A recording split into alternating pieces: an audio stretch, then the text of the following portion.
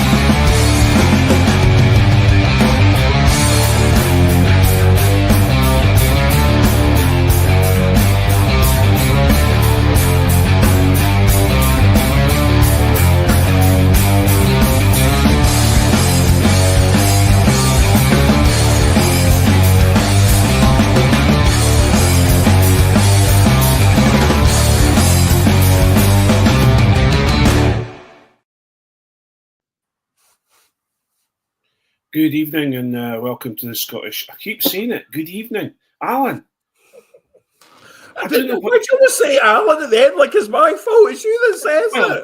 I've got to blame someone because obviously I'm infallible. Anyway, hello and welcome to the Scottish Rugby podcast in association with the Scottish Rugby blog. The only podcast that knows it's losing Scottish support over its plastic project contributors. Tonight, joining me tonight is plastic project Tory Jonny McGinty. Even Jonny. Hello. I resent the last bit. I'll accept the rest. And also joining us tonight is our plastic project Dr. Allan. Good evening, Allan. How you doing? I'm good, thank you. And I'm very much a plastic doctor. and our plastic project borderer Mark will be joining us at some point. He is like me, a bit of a Luddite, and his computer's not working at the moment, so we should hopefully have him on fairly soon. And as you can probably tell, if you're a Patreon member, you can probably see us now and actually listen to the pod live and stream it because Jonny's back and he knows how to work a computer.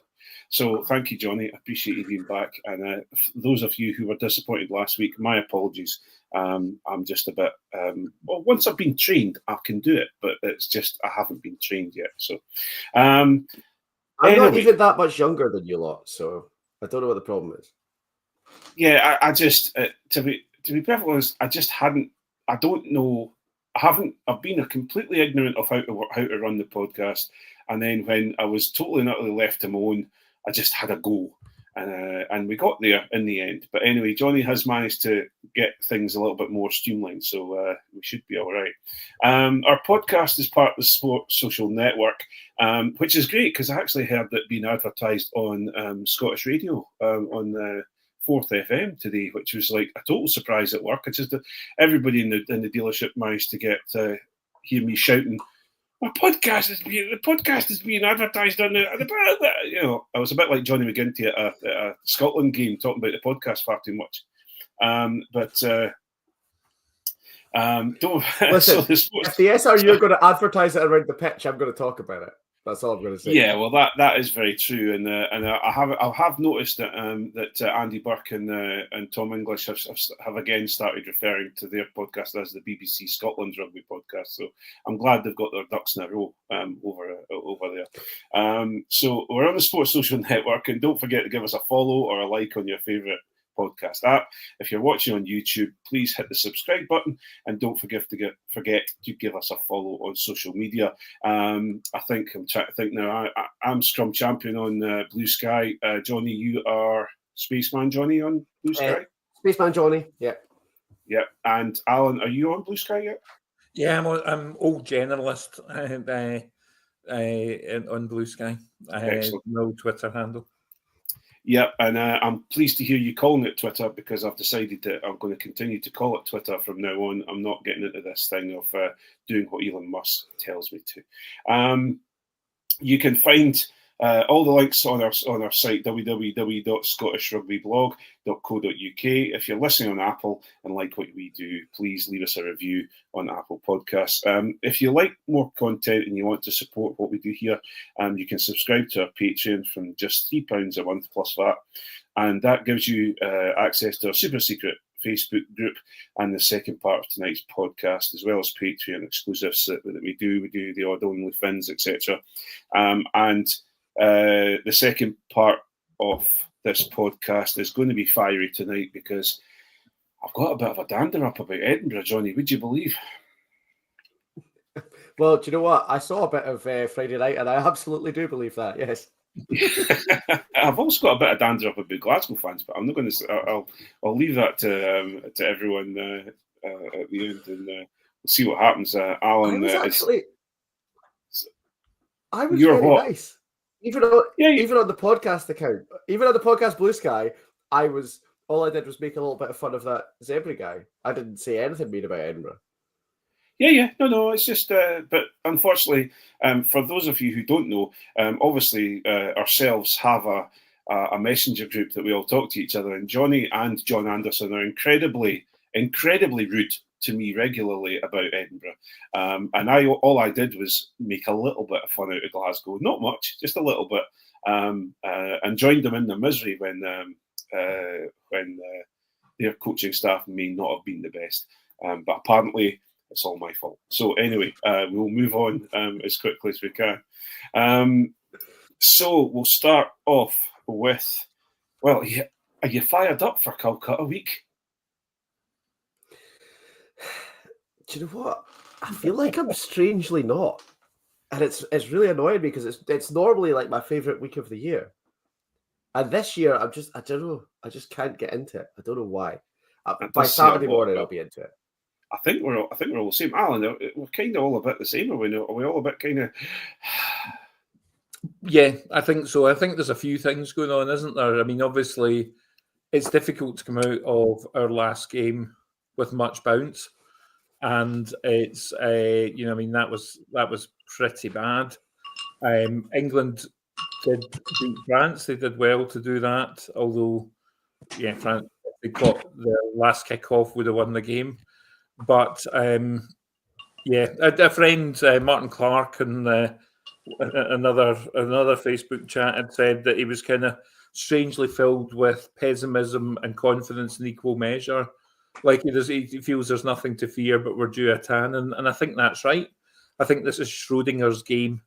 I think it is at once both eminently winnable and totally losable, and we won't know until the final whistle blows on Saturday and collapses the waveform. We won't know which it is. Yeah, well, there's plenty to say about that, and as if by magic, the plastic project borderer has joined us. Mark, evening, Mark. How you doing? I'm well, thank you. Yeah, sorry about that. Somewhat concerningly, my laptop is not getting the internet at all. I'm using my iPad at the moment.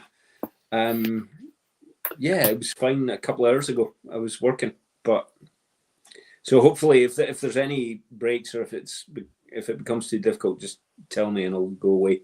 No, everything seems fine, and it's great to see that we're all doing what you love people to do, and that is look up from below for you. So anyway, right, we'll move on to the news. I'll find a better way of doing this. Yeah. To be fair, Mark is a Glasgow fan, so that's what most people are doing for Glasgow at the moment. Well, I have to say, talking about Glasgow on the news, Franco Smith has been up to his, a rather out of character, cryptic or very not cryptic message to those who are looking at maybe a new coach for their international team last weekend. Jonny, everybody was convinced that Franco Smith was a club man and he's not that bothered about being an international coach. And when we all started being comfortable with that and thinking, right, he's going to at least see out his contract at Glasgow and, be happy-go-lucky and maybe sign another contract with Glasgow, he turns around and says, right, hold my beer, and announces that he is interested in being an international manager in Wales. What's your thoughts on that? Like, everybody wants to be an international coach is kind of exactly what you'd expect him to say in that situation. I don't think it's the same as, I want to be an international coach right now. I think he's probably making it very clear to the SRU as much as it's a come and get me to the WRU. I think it's very much like, I want to be an international coach, and this should be in your plan at some point. Because, you can't just go, no, I'm not interested. Because everybody's looking for a job at the end of the day. He's got a great job. I think, I'd be pretty happy with being the Glasgow coach at the moment, with where they are in the URC and how things are going in Europe and things. It's a successful team that's got an opportunity to become more successful. It's a great place to be. But you hamstring yourself if you go, I'm happy here. I'll just keep doing this. You've got to say, I'd love a job if anybody wants to give me a job. I think it was more directed at the SRU than the WRU, if I'm being honest. Or maybe being a bit hopeful there, but that's what it seemed like to me. Yeah, I understand that, but Alan, is there not better ways to do it by instructing your agent to maybe have a word with unions, etc., and those in the know, rather than announcing it on TV? I don't think there's any way he wants to go to the bin fire that is Wales. They've got a higher opinion of him than that. So the money's good though in Wales. Aye, well, I'm not sure it's going to keep being good. I think Gatland got the last helicopter out of the embassy with that one. But I think, I don't know. Look, I'm obviously interested. It's a tried and tested way of saying things like that in the press. It's done a lot in other sports. You could have a quiet word, but the thing about a quiet word is people don't know that someone's interested, and if the narrative is all externally that he's happy being a club man, people can say, we just didn't know. So I think it's very much a balls in your court, and a wee bit of a ratcheting up of the Tuesday clock, I think. Because that, after all, that's why Big Vern left and Gregor came in, isn't it? I think he's Gregoring Gregor. Well, we can't have that many. Foresight, more sight. The clock on the wall reads midnight. Mark, the Tuesday clock has been mentioned, with Franco Smith ratcheting up the pick me for the New Scotland job. Yeah, I was online. I was listening to that. I was just adjusting so you weren't looking at my nose. So I had to rub work stuff off my whiteboard. So yeah, I kind of get what Alan's saying. I kind of agree with that. I think it's Franco just being a wee bit smart about it and doing out Tooney and Tooney. And I think if the option to go to the SRU and coach Scotland rather than go to the WRU Binfire and coach Wales were open to Franco, assuming all other things like salary are equal, right? Better the devil you know. There's nothing. I mean, if you look at it from a job perspective, any one of you guys were looking for a new job and you know the company you're going for is an utter bin fire. There are advantages, but if somebody gives you similar advantages elsewhere, you're going to take them, right? Yeah, I guess. But then again, I've always been one of those people that when I'm offered I always want to take on a job that is maybe when it's at its lowest ebb, so that you actually make a difference. And there's an opportunity there as well. That is Franco's thing as well. Do you know what I mean? Like, he did that with Italy, and he came in after Danny Wilson at Glasgow. But what I'm pinning my hope on is that, like, even for Franco, there's a limit, and that limit is Wales. I don't think there's a mortal being that can turn that around, personally. Well, we will wait and see. Scotland training squad has been announced for the Women's Six Nations. 9 uncapped players have been brought in. And Jonny, we have a couple of home heroes in the squad, which was great to see, and a lot of youth and new talent getting added into the training squad. It should be, it's an interesting one, Jonny. Obviously we know a couple of girls, women girls that are in the squad, and it's really exciting to see. Yeah, and it's a great squad. It's a really interesting looking squad. The women's team have got better and better over the last couple of years. It's almost like getting in a proper professional setup made a massive difference. Obviously, the ones that me and you are excited about, Craig, is Adele and Molly, who both started their journey at Howe. Did you coach both of them? Yeah, I have. Not so much. Molly was a fleeting coaching. She came through in the youth side of things and started to play a little bit train with the adult squad, and then Scotland, because this is the really interesting part, and I don't mean to bore everyone, but Molly's gone the way that Scotland expect you to go, and that is you come through the youth system, you get picked up by Scotland Futures, they then start kind of pushing you towards maybe Prem teams to go and play at Prem teams, so that you're getting a higher level of rugby, and then you work your way through. And Molly is she still is a Howe player through and through, although she has been playing for Watsonians, and she's still a Watsonians player through and through. And obviously, it was a dream to play for an Edinburgh team, which obviously happened as well. So it's been great for her.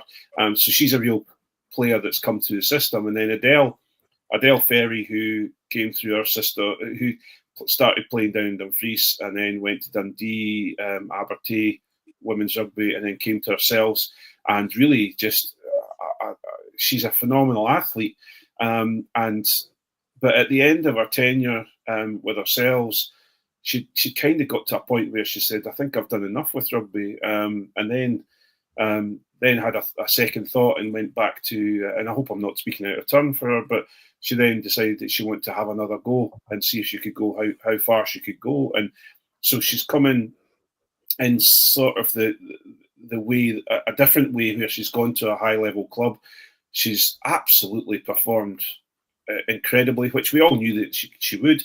And then she's got herself into the Edinburgh squad, and she was kind of, she was one of the Edinburgh squad that wasn't being looked at, she was obviously being looked at by Scotland, but she didn't go straight into the Scotland setup, and she's worked incredibly hard. Started as a bench player, and now is an absolute, she's picked every time for the second row.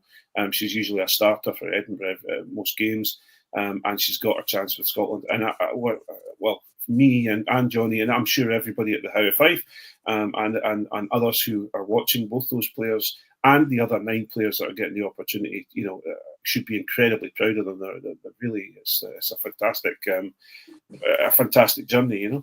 Sorry, I kind of took over there, but Mark, Mark, the first game is Scotland v Wales on the 22nd of March. It should be an exciting Six Nations. Although we may know what the winners will be. Yeah, I think so. And I mean, taking England out of the equation, and France to an extent as well. The main competition is going to be between, for us anyway, is going to be Wales and Ireland and Italy. And I think we got 22nd of March, as you say, is Italy. I think is Wales rather, and I think Ireland is at the tail end. I think are they the last one? So we're actually topping and tailing of those games. Yeah, I think so. I think if I'm right. So that's 26th of April. I think I'm going to both of them. So so yeah, I'm looking forward to that. I think the Wales one gives us a real opportunity to put down a marker. Yeah, and I think it'll be a good game, and hopefully the hive will be jumping. Certainly, when I bought tickets, there weren't a load left, so I think it'll be full. So that'll be great. Fantastic. Along with the announcement of the training squad. And one thing I did notice, Alan, was Brian Eason has been quoted in saying that there are a certain number of incredibly recent Scotland players and incredibly talented Scotland players that have not been selected in the squad because there's such a high quality group of players coming through. That's what you want, isn't it? You actually want, as a coach, to have selection headaches. Like the coaches have moaned about it at the time. We moan about who we're going to fit in where, but that's exactly what you want. You want players fighting to get into the squad, and it can only be good for Scotland that we're getting to that stage. Absolutely. Along with that, the Autumn Nations Series fixtures have been announced. We are getting to play USA, Argentina, Tonga, and New Zealand. We'll take on Scotland at Murrayfield starting on the 1st of November. Jonny, eerily familiar fixtures. Apart from New Zealand, well, we get to see them now and then. I think a relatively sensible choice of fixtures. You know, everybody was up in arms about it when they were announced. We don't have the marquee ones that people, I guess, were maybe hoping for, but we did have Australia and South Africa last year. It'll be nice to see the All Blacks. You know, that's the one that's going to bring the money in. And then the thing that people have to remember is that between the Autumn Series in 2025 and the Six Nations in 2026 is when the seeding for the World Cup in 2027 happens. So if we'd brought in three big guns for this Autumn Series and got spanked by all of them, then we're in a lot more danger of ending up in the position we've been in the last two World Cups than if we know Argentina will be a good game, that'll be a close game, it'll be a chance for majority Scotland frontline players to get a run out, maybe rotate one or two, look at a couple of combinations. USA and Tonga, obviously not the same level of opposition. The All Blacks is the marquee one, but touching all the wood around me, there's not a banana skin there that's going to cost us ranking points. Yeah. Whereas, you know, Wales in the state that they're in have got Japan coming, they've got South Africa coming, they've got a couple of potentially really difficult games, and they're already in 12th. So I think the SRU have probably been quite smart about the teams that we've got coming to visit this year. I understand it's not massively exciting for everyone. It's not like the blockbusters that we possibly would have wanted, but I think it's a good combination of, you know, kind of decent challenge for the wider squad. A visit from the All Blacks is always exciting for, you know, the sort of less involved fans, and it kind of protects our ranking for the World Cup draw. I don't see a problem with it personally, to be honest. Well, yeah, but Alan, we're looking at, for example, if we look at I think the only team that hasn't beaten Scotland recently in maybe the last 5-10 years is Tonga. You know, USA surprised us all. Okay, it was a youthful team that we played against them, but they surprised us all a few years ago. Are we maybe looking at a banana skin, or do you think it's something that we should travel through?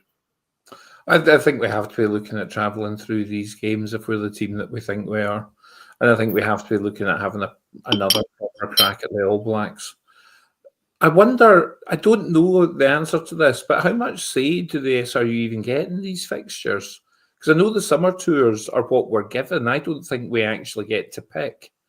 So I think it's World Rugby that dishes them out. So I'd be surprised if it wasn't the same for the Southern Hemisphere sides. And it's, you know, with all the logistics, I think they're probably, I know they're announced now, but have they not been decided for some time?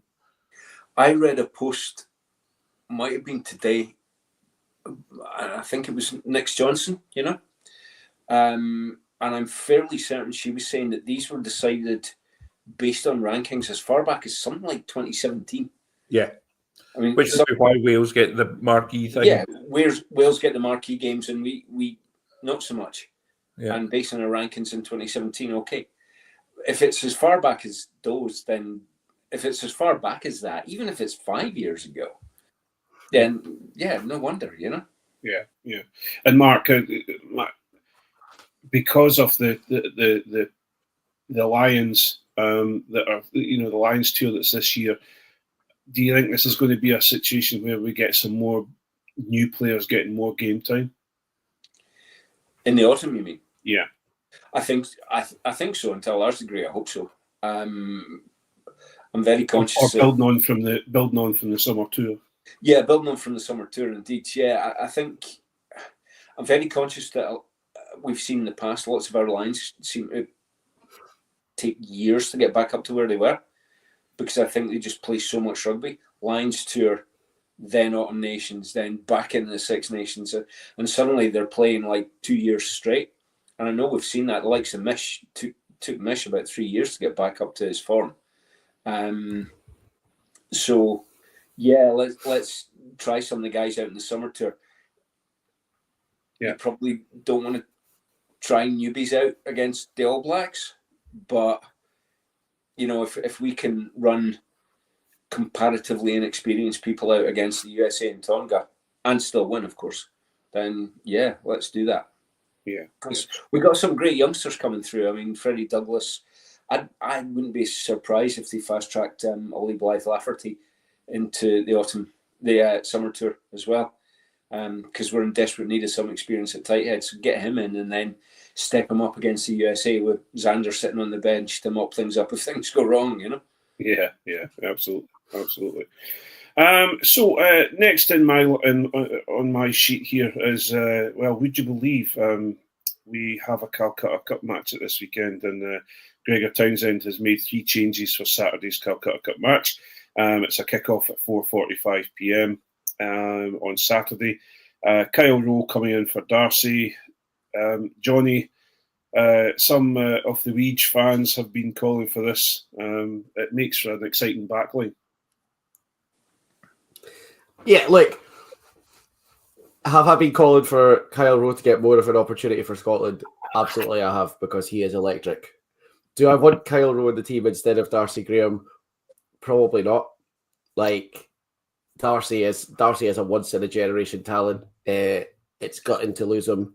I was speaking to a pal earlier on who she was travelling around the time of the Ireland game, so she hadn't seen it. So she just texted me today when the team came out to say, I've just realised it was Darcy that Finn ran into in the Ireland game. And I was pointing out to her that there is not a more harrowing or more Scottish visual metaphor for this tournament than Darcy and Finn smashing into each other at the start of that Ireland game. I don't think Kyle Rowe's as big a step down as some people think he is. He's obviously a different skill set to Darcy. He's a really, really solid player. He'll make the back line a bit different. I don't want to say I don't think he makes it worse, because obviously you do not replace Darcy Graham. He makes it different. Scotland will have to play in a different way with him than we would have done with Darcy. But I'm not worried about him being in there. I think he's closer to Darcy than Kyle Stein. Kyle Stein's a totally different player, and he seems to have fitted into the squad really, really well when he played.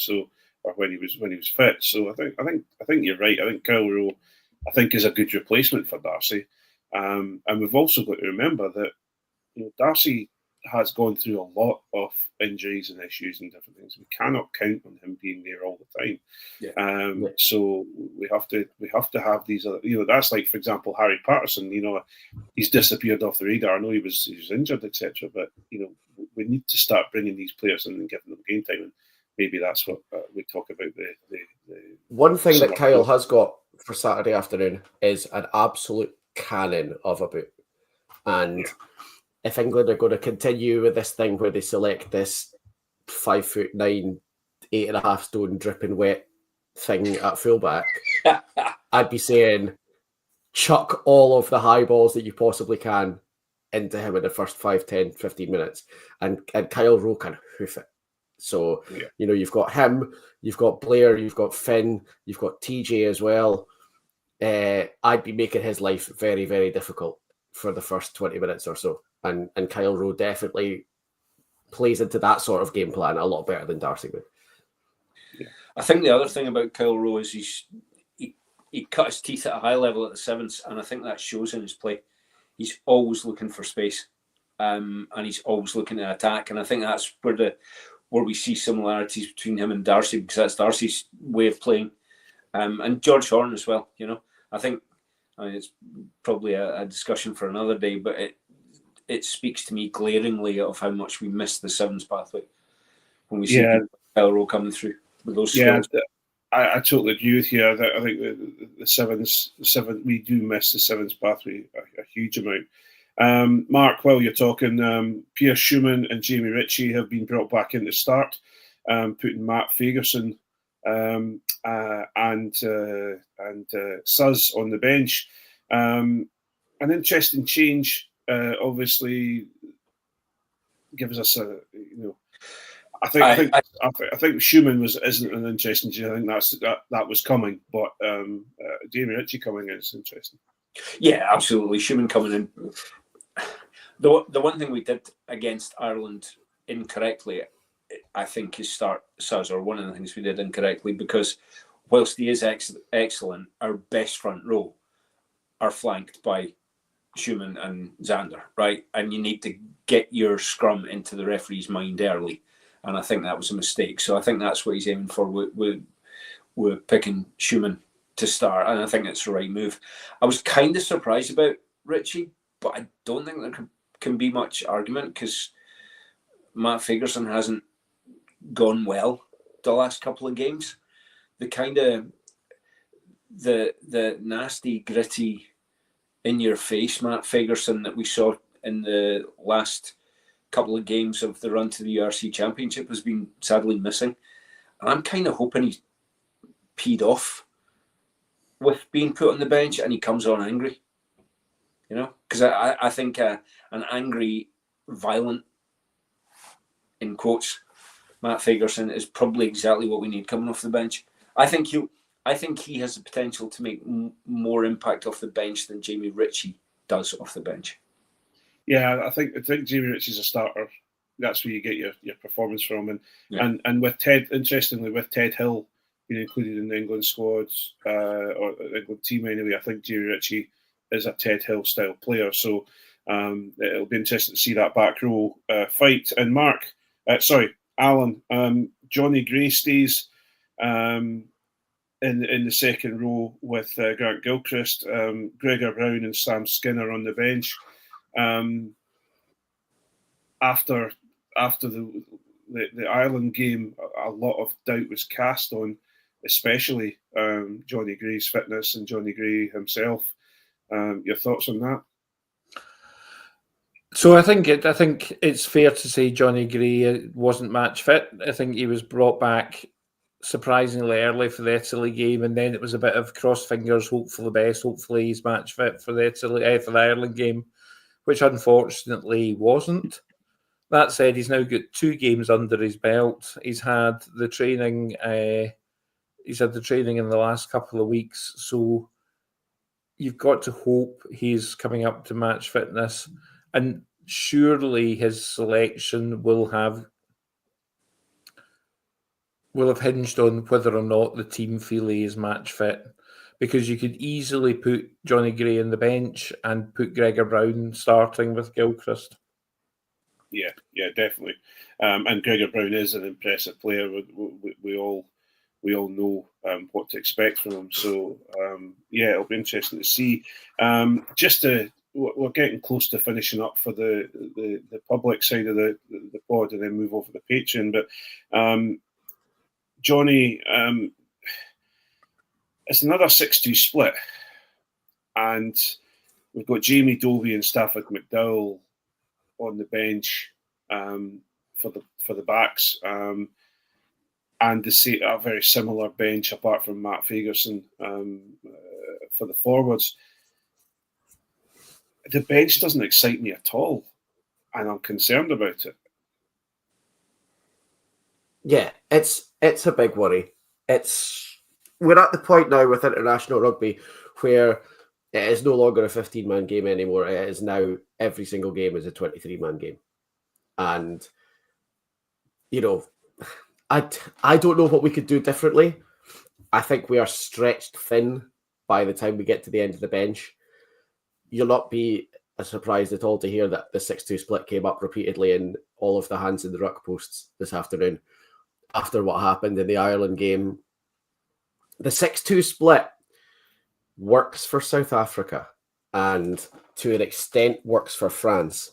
And I think people assume that because they're two of the best teams in the world and they run a 6-2 split all the time, that maybe we should try a 6-2 split as well.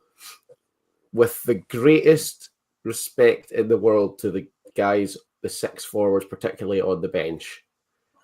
The 6 forwards who are coming off the bench for Scotland, and this isn't exclusively Scotland, because the 6 forwards who come off the bench when Ireland or Wales or England or whoever goes to a 6-2 split are not the 6 South African forwards that are coming off their bench. It works for them for a reason. And, you know, I don't think it's the approach that we should be taking. I saw someone, in fact, I think it was maybe on one of the Hands of the Ruck posts, pointing out that the Calcutta Cup is a fixture that we've won 4 times in a row based on exciting backs and scoring some absolutely world-class tries out of the backs. So going for a 6-2 split in this game seems very counterintuitive, and yeah, it's not the approach that I would be taking. I don't think it plays to our strengths, and I think you're right. I don't think the bench is scary at all. I'm not comfortable or confident with the bench, and I think the whole point of a 6-2 split is to intimidate your opponent with 6 really scary forwards, and we don't have. We're lucky if we've got 6 really scary forwards across the 14 of them. Never mind 6 more to come on off the bench. So yeah, it's not what I would be doing, but I've been proved wrong before. Maybe we will be again. Well, we can see where Jonny's coming from with it, because obviously you've got Kyle Rowe and you've got Blair Kinghorn that can cover both wing and fullback. You've got Jamie Dobie that can cover wing and scrum half, and you've then got Stafford McDowell that can cover your 12 position or your 13 position. So there's the. I understand where he's coming from. The problem I have with it is that, you know, when you've got people like Cam Redpath who's come back into the squad, into the training team, etc., who seem to have England's number. I'm not saying he would have been a great person to start, but you know, you've got the ability to put TJ on the bench and he can come on and provide the absolute, you know, the difference that he has shown regularly, and he can come on at 15, he can come on at 10, he can come on at 12. It's an interesting one, but we will soon find out on Saturday, and we will talk about this, I'm sure, a lot more when we move over to the Patreon, and we might be a little bit more animated about a fair few things, and you'll get to hear our Hands in the Ruck this week as well. So if you want to listen to our Patreon, please go to www.patreon.com/Scottish Rugby Pod, I think is where it is.